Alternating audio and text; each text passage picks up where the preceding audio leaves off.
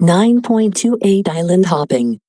General Douglas MacArthur, the commander of the Allied land forces in the Pacific, developed a plan to help with the burden of fighting in such a large area.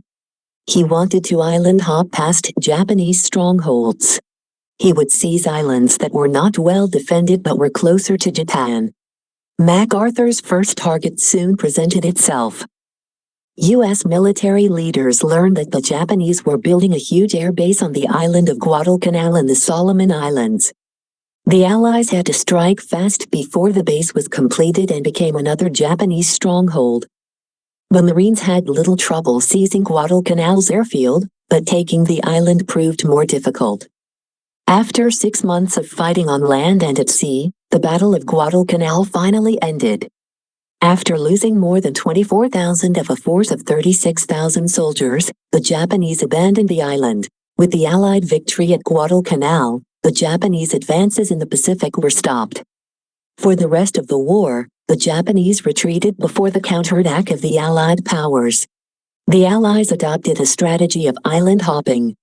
Islands in the Pacific were taken in order to use them as supply dumps to take the next island. Throughout 1943, the Allies pressed in. By the fall of 1944, the Allies were moving in on Japan. In October, Allied forces landed on the island of Leyte in the Philippines. In the Battle of Leyte Gulf, within 4 days, the Japanese Navy had lost disastrously, essentially eliminating it as a fighting force in the war. As the Allies closed in, Japan became more desperate. Now, only the Japanese army and the feared kamikaze stood between the Allies and Japan. The kamikazes were Japanese suicide pilots. They would sink Allied ships by crash diving their bomb-filled planes into them. In March 1945, after a month of bitter fighting and heavy losses, American Marines took Iwo Jima, an island 760 miles from Tokyo.